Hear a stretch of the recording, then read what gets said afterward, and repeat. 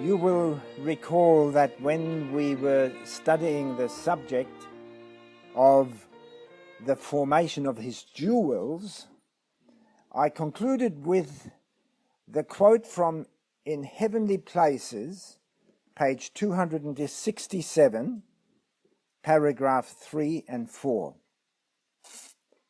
In Heavenly Places, page 267, paragraph 3 and 4, that after the Lord has found us in the quarry of the world, it says here that Christians are Christ's jewels. They are to shine brightly for him, shedding forth the light of his loveliness. Their luster depends on the polishing they receive. They may choose to be polished. Did you notice a choice? They may choose to be polished or to remain unpolished. But everyone who is pronounced worthy of a place in the Lord's temple must submit to the polishing process. Without the polishing that the Lord gives, they can reflect no light.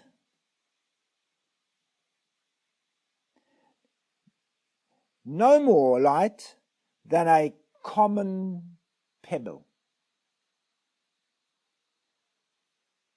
Christ says to man, "You are mine.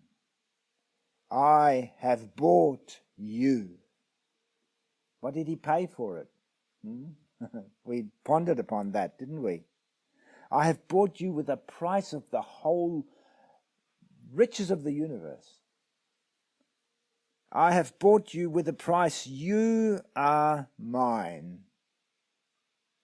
You are now only a rough stone. But if you will place yourself in my hands, I will polish you. Did you notice? If you will place yourself in my hands. Can you see a choice? It's your choice. But you will either remain a pebble if you don't choose, or you will be a jewel. And you will have a place with him. No man, he goes on to say, I will polish you, and the luster with which you shall shine will bring honor to my name. No man shall pluck you out of my hand. I will make you my peculiar treasure. On my coronation day, you will be a jewel in my crown of rejoicing. Doesn't this speak yearning in our hearts that we want to fulfill this for Jesus?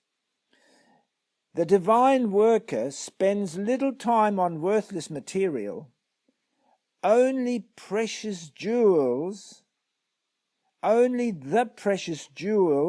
does he polish after the similitude of a palace, cutting away all rough edges.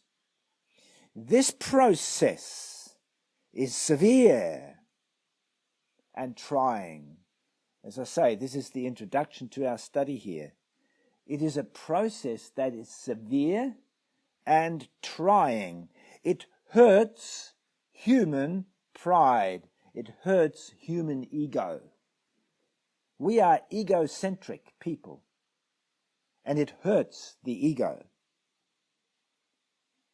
It hurts human pride. Christ cuts deep into the experience that man in his self-sufficiency has regarded as complete, and takes away self-uplifting from the character. He cuts away the surplus surface and putting the stone to the polishing wheel. He puts the stone to the polishing wheel.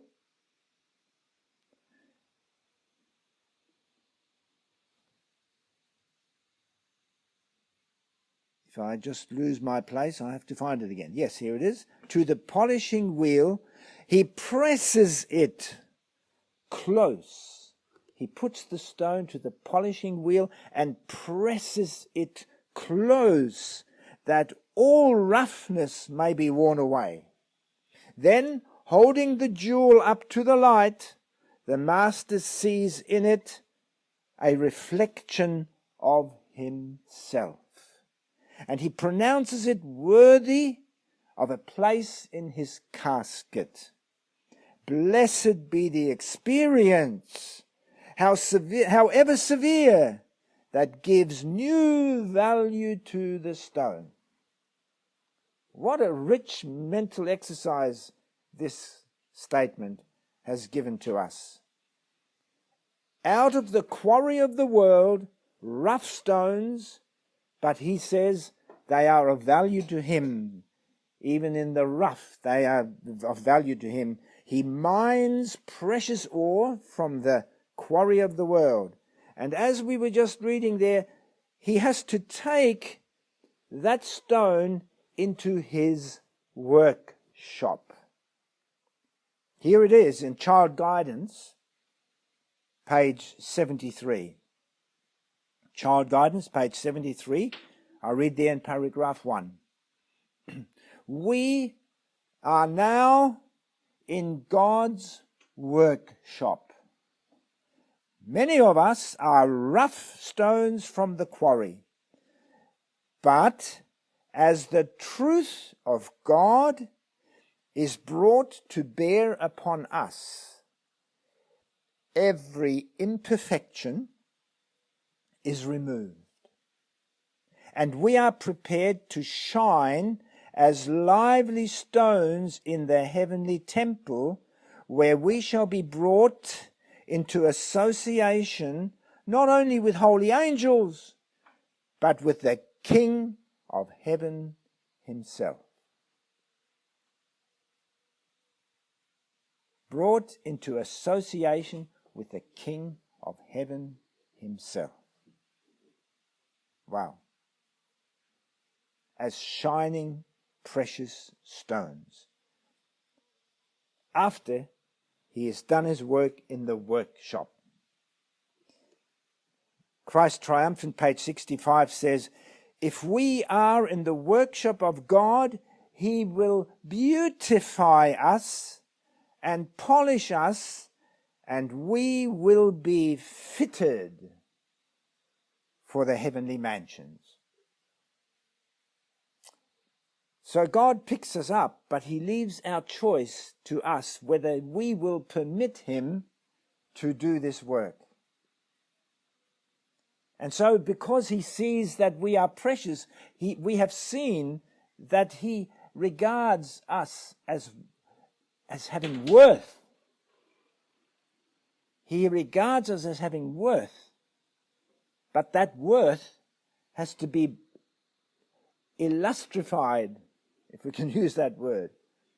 It has to be brought out, because that rough stone, you can't see much of the value in it. He knows there's value in it if it gets polished and if it gets cut and up against the grindstone. So, with those introductory statements, let us spend our time tonight to be enlightened as to what this experience actually is. A practical experience associated with this cutting and polishing process.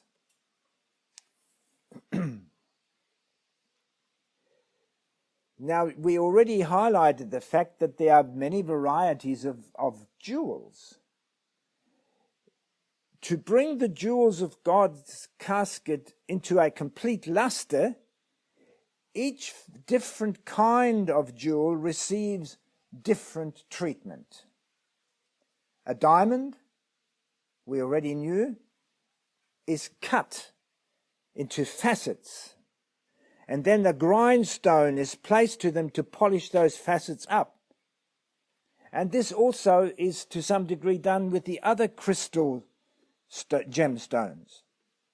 But then you have other gemstones which have precious colors, for such a thing as jasper, opal. Those kind of stones, how are they polished? Do you know how they are polished?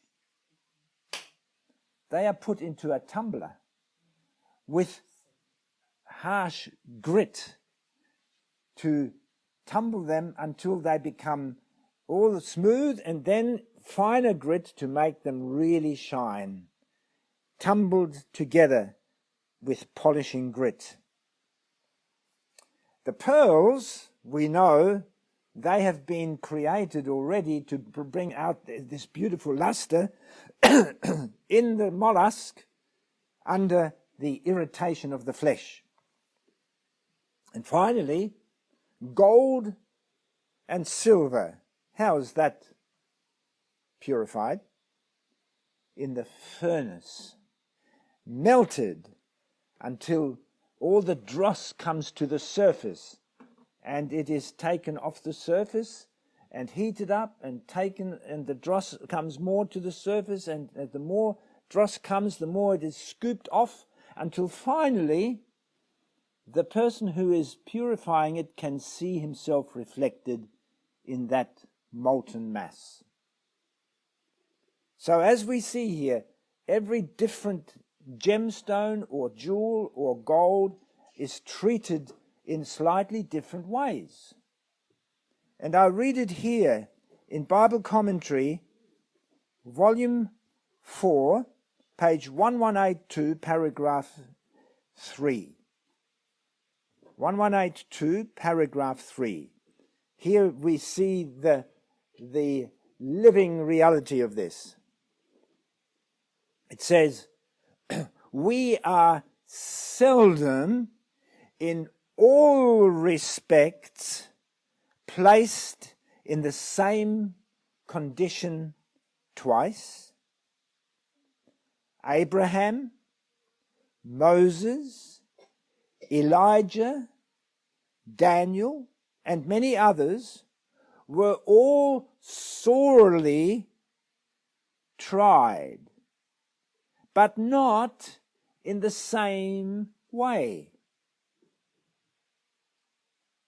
Everyone has his individual tests and trials in the drama of life.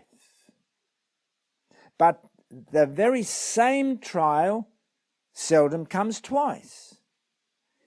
Each has his own experience, peculiar in its character and circumstances, to accomplish a certain work.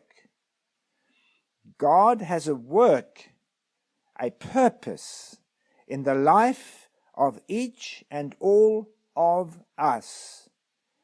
Every act, however small, has its place in our life experience. We must have the continual light and experience that come from God. We all need them, and God is more than willing we should have them if we will take them. Here's the choice again. But what I read this for is to show exactly what we have sometimes expressed, and I've heard certain of the brethren express. We all come from different angles of experience. We are all different in our way, and we are not going to be treated in the workshop exactly the same way. That's what Sister White described here. Abraham, Moses, Elijah, Daniel, and many others, sorely tried, but not in the same way, because each gem is treated in a different way to bring it into that polished, beautiful condition. So that is a very important thing to remember, that as we are all different and coming from different circumstances, our trials and our experiences will differ. So let's start as we try to understand the experiences that we will go through in different ways. If we are gold or silver that needs to be purified, gold or silver, we read this in the book of Zechariah, chapter 13, verse 9. This is what happens to the gold and silver. Zechariah, reading there from verse 13, from chapter 13, verse 9. Zechariah chapter 13, reading there, verse 9. And this is another ingredient here of the different remnant people in the last days. And I will bring the third part through the fire, and will refine them as silver is refined, and will try them as gold is tried. They shall call on my name, and I will hear them. I will say, it is my people, and they shall say, the Lord is my God. So what will he do? He will take a third part through the fire, refining them as silver and gold is refined. How? In the furnace of the fire. There are several other scriptures here. Malachi chapter 3, verse 2 and 3. It's a challenging statement. As we were reading already in the introduction, it is an unpleasant experience, because here it says, but who may abide the day of his coming? And who shall stand when he appeareth? For he is like a refiner's fire, and like fuller's soap. And he shall sit as a refiner and purifier of silver. And he shall purify the sons of Levi, and purge them as gold and silver, that they may offer unto the Lord an offering in righteousness. Purifying in the heat of the burning fire. In a furnace. Much to think about here of the experience of this. And that's what we're trying to explore, what that really means. But before we go into that enlargement, we read 1 Peter chapter 1, verse 7. That furnace of fire is actually depicting in 1 Peter chapter 1, verse 7. It says that the trial of your faith, being much more precious than of gold that perisheth, though it be tried with fire, might be found unto praise and honor and glory at the appearing of Jesus Christ. So our faith is to be the gold that is to be tried by fire, so that our righteousness by faith will come to its beautiful glamour at the end. Once more, Isaiah chapter 13, verse 12. Isaiah chapter 13, reading verse 12.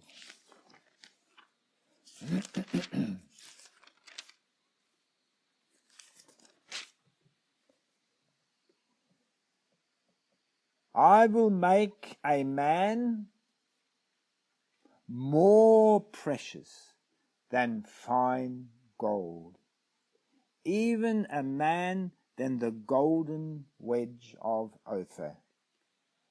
So the fine gold has to be purified to such a degree that it's even more precious than the golden wedge of Ophir. So these quotes that we've been reading here from the Bible, referring to how gold is purified, we want to understand what is the reality of this experience. And here it is. We come to Bible Commentary, Volume 4, page 1181 again, paragraph 6 this time. 1181, paragraph 6. And there Sister White quoted from Malachi chapter 3, which I read there in 2 and 3. She says, in this scripture is portrayed a refining, purifying process to be carried on in the hearts of men by the Lord of hosts. The process is most trying to the soul. But it is only by this means that the dross can be removed. Any dross that I have has to be removed by the fiery furnace if I am gold, to purify it. And that's what Sister White says. Although it is trying, it is the only means that the dross can be removed. You know that you've got dross. We say, oh, but I'm not worthy. We say that I am not as what I'd like to be. Well, you'd like to be? You'd like to be pure? Well, then submit to this trying process. For this is the only means by which those things that you don't think you're worthy of can be removed. Of necessity, we must endure trials, for through these we are brought close to our Heavenly Father, in obedience to His will, that we may render to Him an offering in righteousness.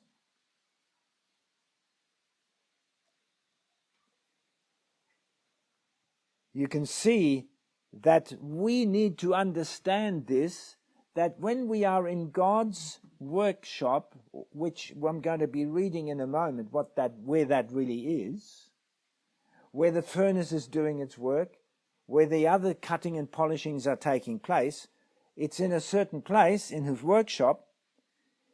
As we go through those experiences, we need what we are studying here to be able to accept it instead of running away. The Master sees, it goes on to say, wherein we need to be purified for His heavenly kingdom. He will not leave us in the furnace until we are wholly consumed. As a refiner and purifier of silver, He is beholding His children, watching the process of purification. Oh, how important this is to know. That as you're going through your purifying process, which is hard, a trial, He is watching the process. As a refiner and purifier of silver, He's watching until He shall discern His image reflected in us. Although we often feel affliction's flame kindling about us, and at times fear that we will be utterly consumed. Yet the loving kindness of God is just as great toward us at these times as when we are free in spirit and triumphing in Him. That's when we're up in the mountains with Christ, as we were singing, or down in the valley among the beautiful flowers. We are enjoying it, but then when we have to go down into the valley where there is darkness and suffering and trial, the loving kindness of God is just as great there to us as when we were in that higher position. The furnace is to purify and refine, but not to consume and destroy. God in His providence would try us to purify us as the sons of Levi, that we may offer to Him an offering in righteousness. So that's the experience of the trials of life that we go through if we are gold in the heat of the furnace in His workshop. When it comes to rubies, opals, jasper, I already mentioned, these ones are tumbled, rubbing with grit in between. Now think about this. Rubbing shoulder to shoulder with grit in between. Rubbing against one another. The stones are tumbling and rubbing against each other with grit in between. Where does this take place? In the tumbler, in his workshop. Where does it take place? We come to testimony to ministers.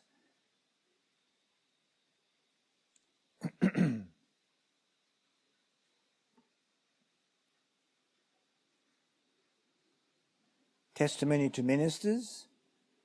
Oh, I missed out another very important statement when we were still talking about the gold. It's Sons and Daughters of God, page 100, paragraph 4. It says, instead of exposing and publishing one another's faults, this is the important thing now that I'm nearly missed out on, as we are being burned and in the fire and purified as gold. It says, instead of exposing and publishing one's faults to others, you will put forth the most patient efforts to heal and bind up. A harsh-spirited man is unrefined, coarse. He is not spiritual. He has not a heart of flesh, but a heart as unimpressible as a stone. His only help is to fall on the rock and be broken. The Lord will place all such in the crucible and try them in fire as gold is tried. So here it is, a harsh-spirited, unrefined person. Have you ever felt that? Somebody in your experience? Harsh, unrefined, not very nice to you. When you meet that particular person will go through experiences that will break him and then in the fiery furnace to be melted down. When God can see His own image reflected in them, He will remove them. The religion of Christ is to take possession of the whole being and give force and power to all our faculties, renovating, cleansing, and refining. It manifests itself without parade and high-sounding words, but it is shown in an upright and unselfish life. I always like to read things that are taken from the metaphor to the reality. And here it is. Rough, coarse-natured people must be broken and must be melted down. And that's what this is all about in the furnace of purification. But as I said, we go now to the rubies, the opals and the jasper, etc., the tumbling and the rubbing. Where does the furnace and the tumbling and rumbling take place? What is the workshop? In Testimony to Ministers we read, page 47, paragraph 1. Some people seem to think that upon entering the church they will have their expectations fulfilled and meet only with those who are pure and perfect. They are zealous in their faith, and when they see faults in church members, they say, "We left the world in order to have no association with evil characters. But the evil is here also." And they ask, as did the servants in the parable, "From whence then hath it tares?" But we need not be thus disappointed, for the Lord has not warranted us in coming to the conclusion that the church is perfect, and all our zeal will not be successful in making the church militant as pure as the church triumphant. The Lord forbids us to proceed in any violent way against those whom we think erring, and we are not to deal our excommunications and denunciations to those who are faulty. Wow. What is his workshop? His church, which has people in it that are not pure, that are not perfect, but they are stones that are being rubbed against each other. And we are not to take the idea that in the church everything is going to be just so sweet. This is important, that we do not, as it says, start dealing out excommunications and denunciations because somebody in the church is rough. Somebody in the church is speaking horribly and treating others that I love in a negative way. This is to be expected in the purification exercise. And again on page 49 of Testimony to Ministers, this statement continues in paragraph 1. Although there are evils existing in the church, and will be unto the end of the world, the church in these last days is to be the light of the world that is polluted and demoralized by sin. Now that's strange. If there is imperfections and sin and faults in the church, how can they be a light to the world? Well, it's the purification process. And the light, the people in the world can see these people are staying together even though they are having these rubbing experiences. You see, it's all so different. The paradigm shift, as we keep on saying, isn't it? The church, enfeebled and defective, needing to be reproved, warned, and counseled, is the only object upon earth upon which Christ bestows his supreme regard. Here is the word again. He loves his people even though they are faulty.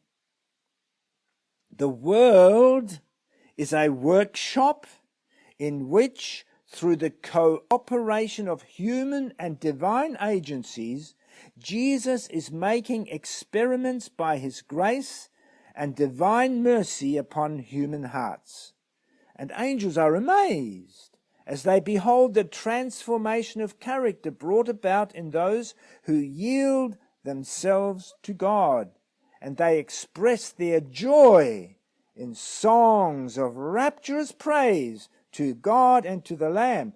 They see those they see those who are by nature the children of wrath, by nature, converted and becoming laborers together with Christ in drawing souls to God. They see those who were in darkness becoming lights to shine amid the moral night of this wicked and perverse generation. They see them becoming prepared by Christ-like experience to suffer with their Lord, and afterwards to be partakers with him in his glory in heaven above. The workshop of God's purification is the church. And it's to do with people in it that are imperfect, rubbing up against each other. Are you getting it? So next time you see somebody treating you or anybody else in the church, maybe even the poor children are being buffeted a little bit, this is part of the polishing process. And we must help our children too to understand that. That when they are being buffeted, take it quietly, you're learning something. We are not to ask the people who are being rough, can you be a bit kinder, please?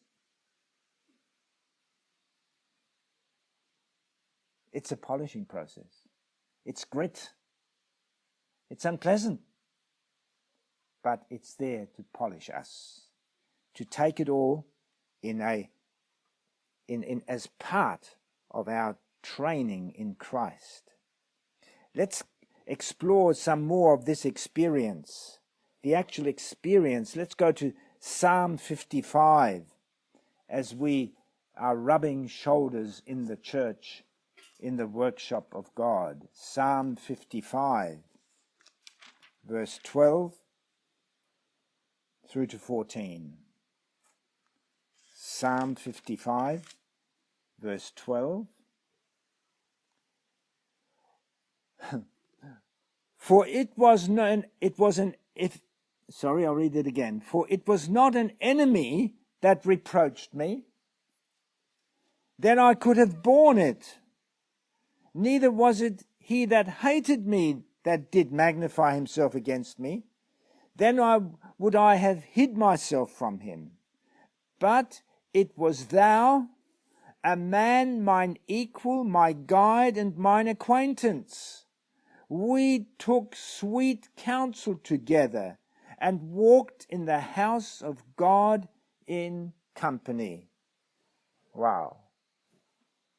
Here is a scripture that tells us that we will suffer at the hand of people who are not perfect. People that we have precious harmony with. All of a sudden something goes wrong. And as it says here, I couldn't even avoid it. If it was an enemy, I could have hid myself. But I'm right in the church and I'm suffering with these people who are mistreating me. Oh dear. It's polishing. And here we read in the magnification of that, and in the spirit of prophecy, the upward look, page 177. Sorry, I'll start from In Heavenly Places first. In Heavenly Places, page 151, paragraph 4. If you go toward heaven, the world will rub hard against you. Yeah, rub hard. You're a precious stone, you're going to be rubbed hard. Earthly authorities will interpose. You will meet tribulations, bruising of the spirit, hard speeches, ridicule, persecutions. Men will require your conformity to laws and customs that would render you disloyal to God. Here is where God's people find the cross in the way of life. But if the Sabbath of the fourth commandment is sacred, if it is indeed, as brought to view in the third angel's message, the sign between God and his people, we must be careful in every word and in every act to show God honor. So in the unpleasant experience of being rubbed up against the circumstances that surround us, both in the church and in the world, it rubs hard against us. It is in those circumstances that we are to be careful in every word and every action to show God honor. That's why I say when one day we have to be in the courts, God's people in Babylon have to see the beautiful, refined gems so that they will come out and be part of that. So it's the way we behave, and we're learning through the rubbing hard of the world against us, both in the world and in the church. We come to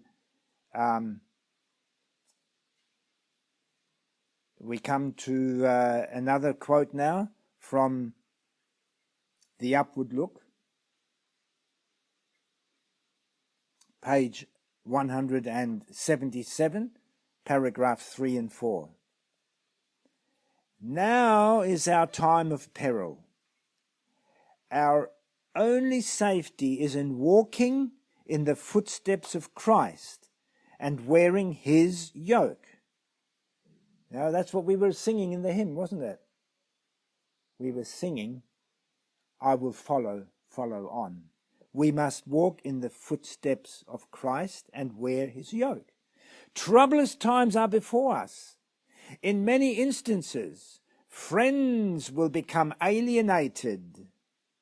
Without cause, men will become our enemies.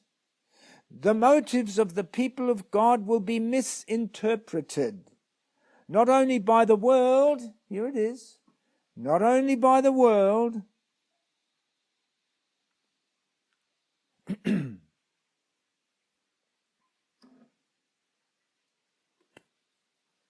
not only by the world, but by their own brethren. That's what we read in Psalms.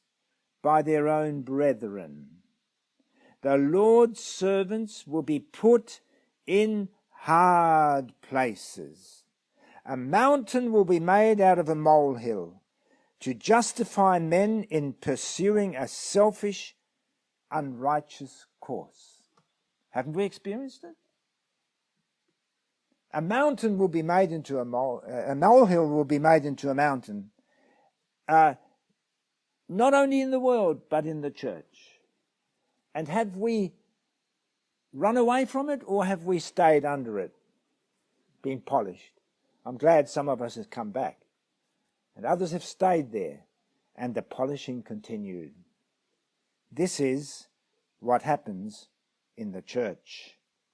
Very important material to bear in mind all the way through, that this is what we will experience, and we must not regard it as something that shouldn't be happening. We come to Heavenly Places, page 267, paragraph 3, where it says this: Christians are Christ's jewels.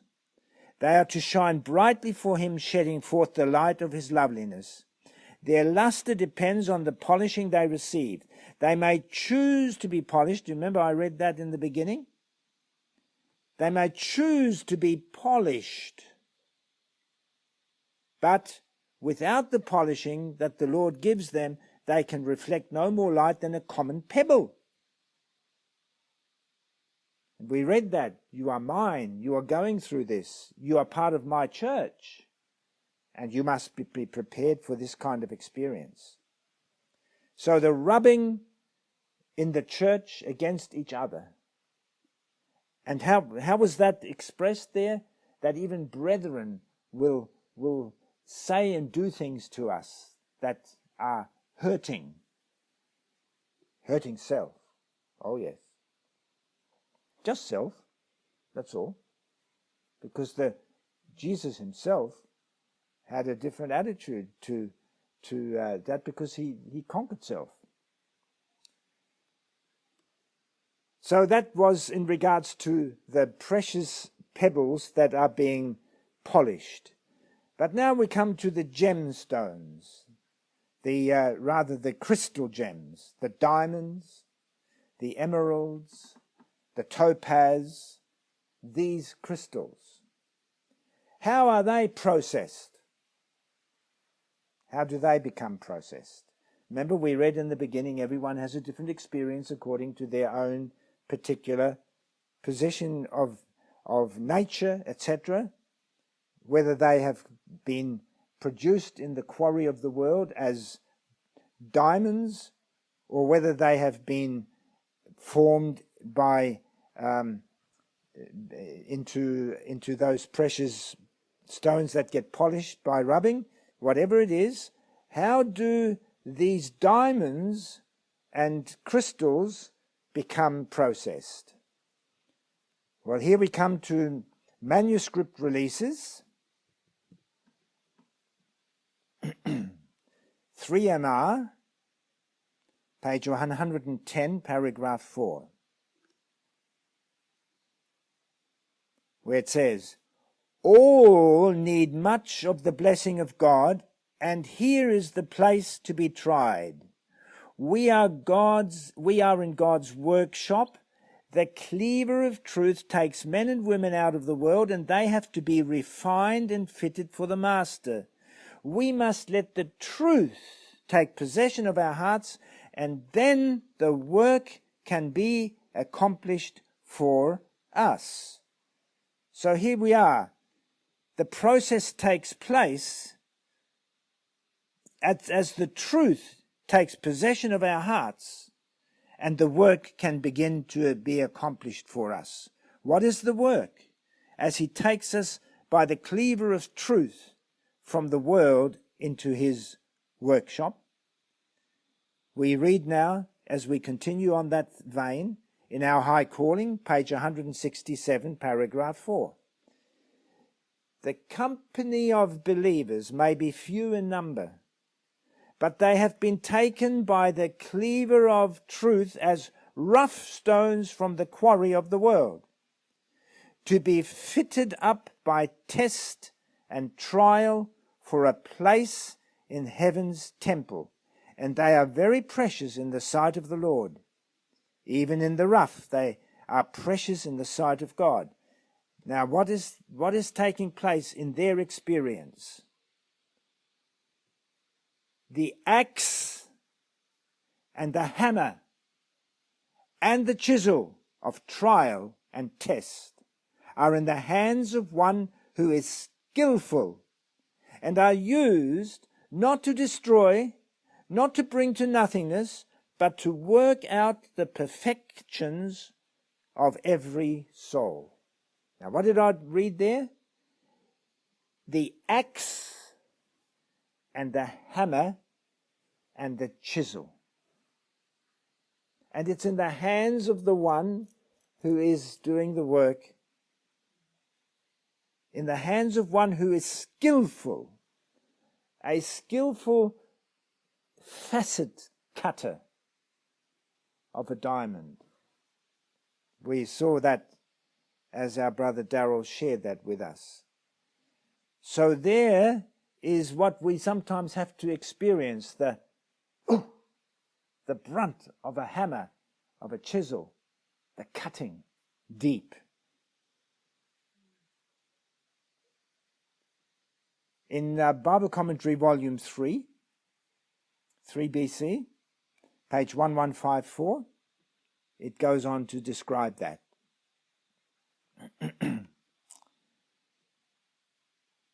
We are God's workmanship. Now that's beautiful. We are God's workmanship. He does the work. Well, what does he do? The value of the human agent depends wholly upon the polishing he receives. When the rough stones are prepared for the building, they must be taken into the shop and hewed and squared. The process is often sharp as the stone is pressed down upon the wheel, but the rough coarseness is being removed. The luster begins to appear. The Lord spends no time upon worthless material. Only his jewels are polished after the similitude of a palace. Every soul must only submit to this work. Every soul must not only submit to this work of the divine hand, but must put to the tax every spiritual sinew and muscle, that the character may become more pure, the words more helpful, the actions such as God can approve. So we have these faulty characters in the church that rub up against us, but these faulty characters, as I read here just now, that these rough aspects, these character that needs to be purified, words more helpful, instead of words being rough and dictatorial against each other, words more helpful, actions such as God can approve. So have you experienced it? You've been rough sometimes, you've hurt somebody. The Lord is at work to change that in his workshop. The divine worker spends little time on worthless material. There it is, that's been repeated again. It is worthful material that he is working on. The process is severe and trying. Christ cuts away the surplus surface, and putting the stone to the polishing wheel, presses it close, that all roughness may be worn off. Blessed is the experience. Is that correct? Is that a blessed experience? Have you enjoyed that experience?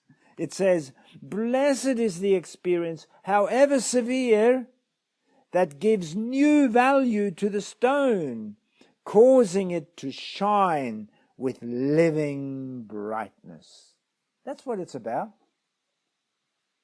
No matter how much suffering you're going through in the church, it's there to polish us.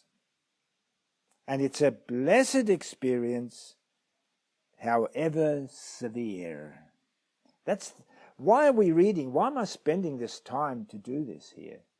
Because so many people have been shown that this has to happen and they walk away.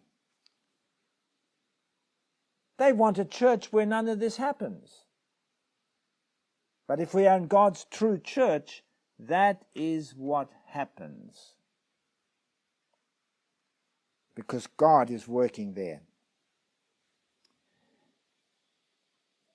What, in all reality, is this cutting? What is it in other sort of expressions that we can really identify with this more fully? I read there from Sons and Daughters of God, page 319, paragraph 3. It says, the mighty cleaver of truth has taken you out of the quarry of the world. You were rough stones with jagged edges. What were you doing with your jagged edges? Bruising and marring whoever you came in contact with. Wow. There is a work to be done to smooth off the rough edges. If you appreciated the value of the work that is to be done in the workshop of God, you would welcome the blows of the axe and the hammer.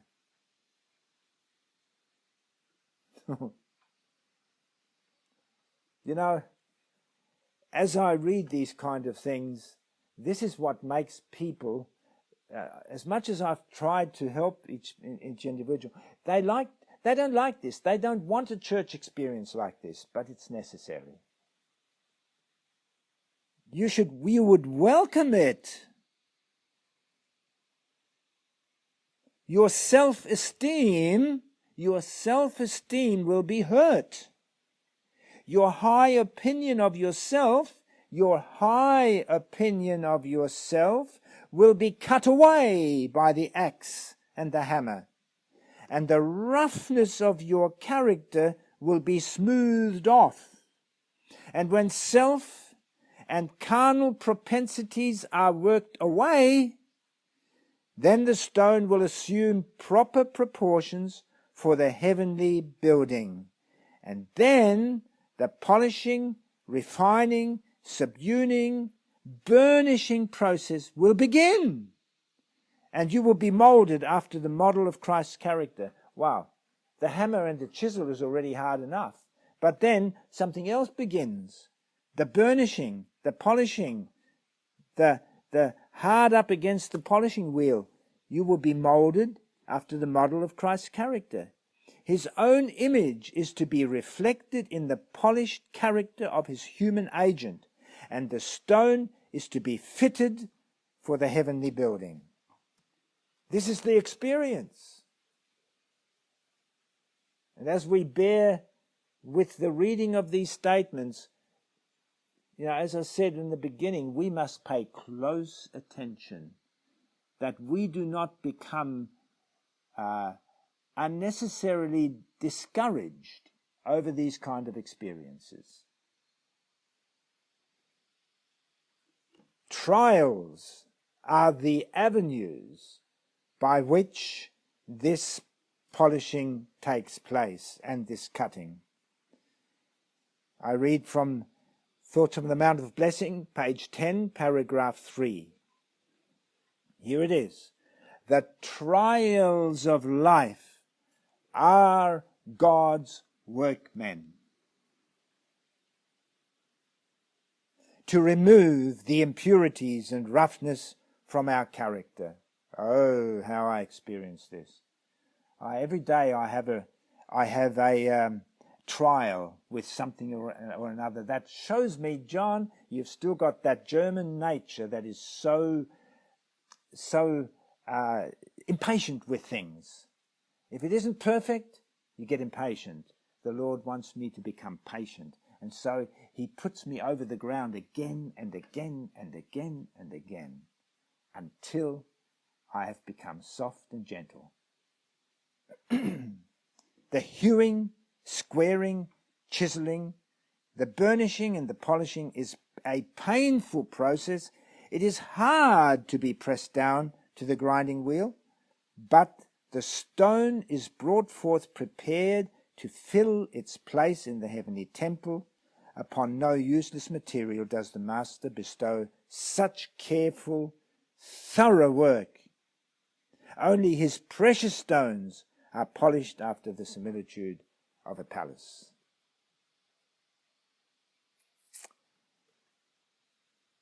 And now we go, because what I'm doing here is reading more and more detail to bring more material of understanding into this process. Because here on page 270 of Heavenly Places, in paragraph 2, it says, we are brought into adverse circumstances when our natural feelings are stirred and we want to give vent to them, then our faith is tried. Now, did you get that? This is the experience, that adverse circumstances stir our natural feelings, and that happens in the church too, doesn't it? Something is happening in the church and it stirs me, and I'm watching and I've got to try and do something to stop it from happening. And that is the very thing that as my feelings are stirred, I want to give vent to them. And that's when our faith is tried. That then we are to manifest not our natural reaction to the irritation that's happening. There we are to manifest meekness and gentleness of Christ. So before I burst out according to my reaction to those circumstances, I must stop and realize, I could say this much nicer. I could do this in a much more gentle manner. in meekness and gentleness of Christ. Not by one word are we to give expression to the feelings of the natural heart. Not by one word. Somebody's doing something in the church. Somebody is irritating me, and I've got to try and correct it, and outbursts and natural feeling. No, I've got to learn not to do that. This is part of the trial. If any man offend not in word, the same is a perfect man, and able also to bridle the whole body. That's what you've got to do, bridle yourself. The whole man. What we want is to be under the control of Jesus. So when some unpleasant circumstance is taking place in front of me, Lord, under your control, please show me the way. Under the control of Jesus.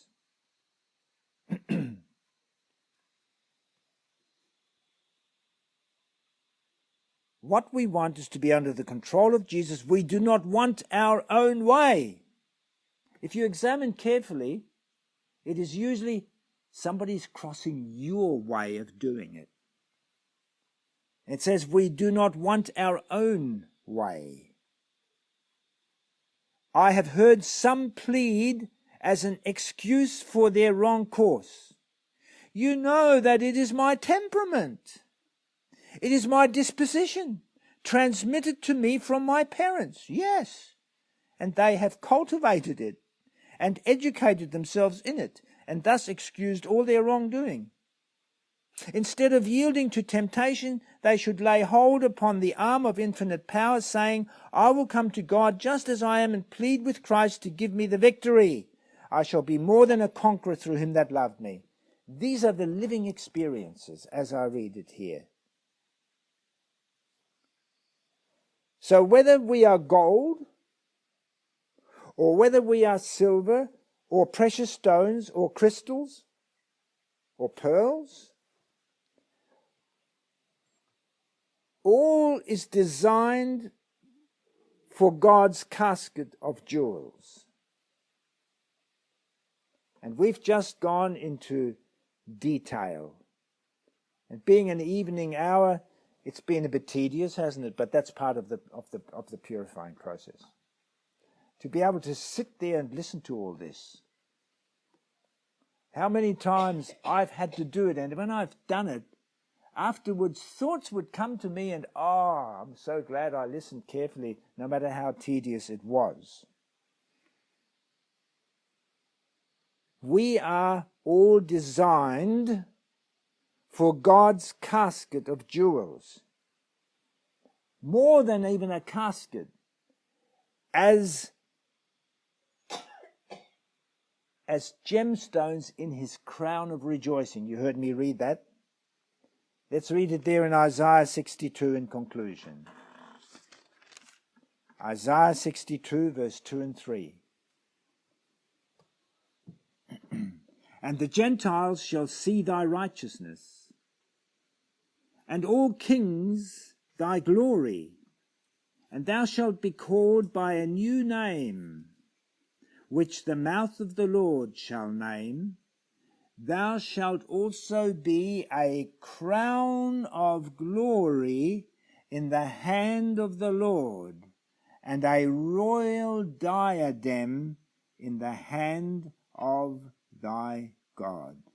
A crown of glory in the hand of the Lord. A royal diadem.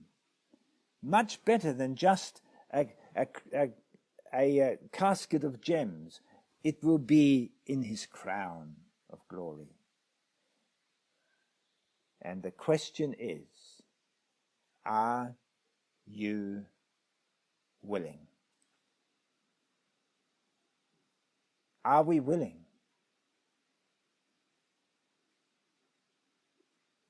Are we willing to go through all this that I have gone in detail of? If I will be willing, I will become a shining gem in the crown of God's glory. May God confirm it inside of us is my prayer. Amen.